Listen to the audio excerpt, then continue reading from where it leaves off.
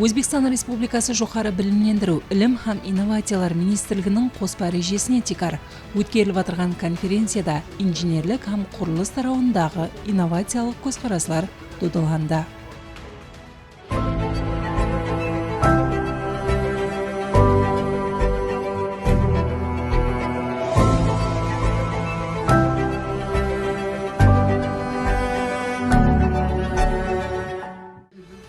Өз нәбетінде инженерлік һәм құрылыс тарауларында ilmiy зерттеулерді қоллап қуатлау, заманауи техника һәм технологияларды әмелиятқа енгізу, сондай-ақ түрлі тараулар арасындағы интеграцияны күшейту мәселелеріне бағышланды.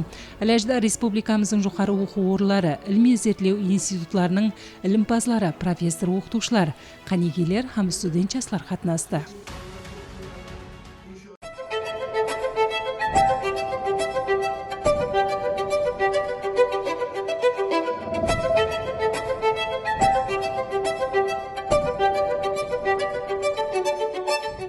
Бүгінгі күнде Бердақ атындағы Қарақалпақ мемлекеттік университетінде 27 мыңнан астам студент жастар білім алатығын болса, оның 600-ден астамы әйне құрылыс факультетінде оқиды. Сондай-ақ бұл жерде 6 қанегелік бойынша студенттер бакалавр тәлім бағдары бойынша оқитығын болса, 2 қанегелік бойынша магистратура басқышында оқиды. Бүгінгі республикалық ilmiy-әмели конференцияға әйне студент жастар өздерінің құрылыс тарауындағы ilmiy мақалаларменен қатынасып жатыр. Бүгінгі конференцияға сіз қайсы темалар дөңгелегінде өз мақалаңызбенен қатынастыңыз? Мен өзімнің құрылыс тарауында жасалма интеллектілерден пайдалану темасында ilmiy мақаламен қатынастым. Яғни бұнда құрылыс саласында кемшіліктерді сапластыру, жаңа басқышларға алып шығу бойынша өзімнің ilmiy мақаламды түсіндірме беріп өттім. Жасалма интеллекттен құрылыс тарауында пайдалануымыз үшін біз оған тура бұйрық бере алуымыз керек. Яғни онда айрым кемшіліктері де болады. Яғни біз сол кемшіліктерді сапластырылған халда тура түсінік беруіміз, яғни біз оны промпт деп атаймыз. Яғни сол промпт арқылы біз кең нәтиже алуымызға болады. Біз құрылыс тарауында келесіде нәтижелі жұмыстарды тезлестіру. Әлбетте бұл мақаламызға кеңінен қызығушылық білдірілді. Біз құрылыста бір проектті жаратуда, оны жасалма интеллект арқылы оның визуализациясы, яғни оның сыртқы көріністері, жайласу орынлары хақында кеңінен жарытып бере аламыз. Олар келешекте әмелге асса, құрылыс тарауына нәтижелі үлес қосады. Bizim işe hatalıkları belirlememiz gerek. Kaysı hatalık, kanaka? Республикалық ilmiy-әмели конференцияда имараттар һәм сооружениелер құрылысы кафедрасының магистранты һәм өзіме біріктірілген зерек студенттерменен біргелікте өзімнің ilmiy темам тикарында бірнеше докладларменен қатынасып жатырмыз.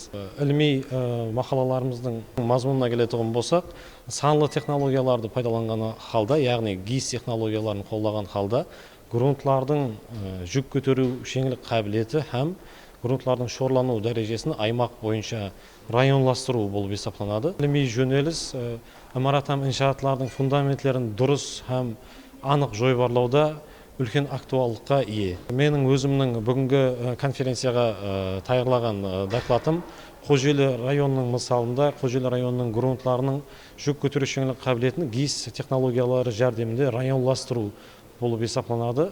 Бұл қазіргі күнде санлы технологиялардан құрылыс тарауында кеңінен пайдалану һәм жойбарлау процесін және де тезлестіру һәм анықтығын арттыру үшін үлкен ахметке ие. Конференция қатынасушылары тарапынан түрлі бағдардағы темалар бойынша презентациялар ұсынылды. Мысал ретінде айтатұғын болсақ, базальт талшығының бетондағы нәтижелігі һәм оның механикалық қасиетлеріне тәсір атамасында сөз етілген конференцияда базальт тасының құрылыс материалдарында қолданылуының ахметі ilmiy дәлелдер тикарында келтіріп берілді. Базальт бұл табиғи һәм қауіпсіз материал түрі саналады. Бізге белгілі аквабетон қысылуға шыдамлы, бірақ иілушеңлік һәм созылуда морт есептелінеді. Базальт талшығы бетон құрамында арматура вазифасын атқарып, әсіресе иілушеңлік бекемлігін сезілерлі дәрежеде арттырады. Базальт талшығынан пайдаланудың келешегі жаңа композит материалдарды ислеп шығару һәм қолдау технологияларын жетілдіру менен де байланыслы болады. Бұл конференциямыз 4 бағдарда алып барылады.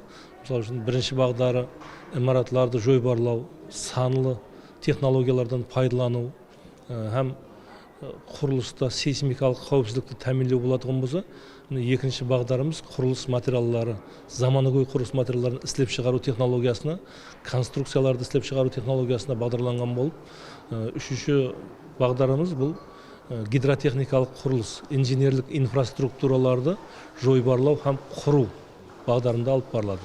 Һәм сонымен бірге төртінші бағдарымыз инженерлік педагогика, яғни бұл жерде санлы білімлендіру, оқытуда заманауи жасалма интеллекттен пайдалану мәселелері қарады. Мен ойлаймын, осы бүгінгі конференциямызда ұнамлы талқыланған іліми жұмыстар келешекте мемлекетімізде өндіріске енгізілу арқылы сол мемлекетіміздің рауажлануына өздерінің үлесін қосатыны сөзсіз.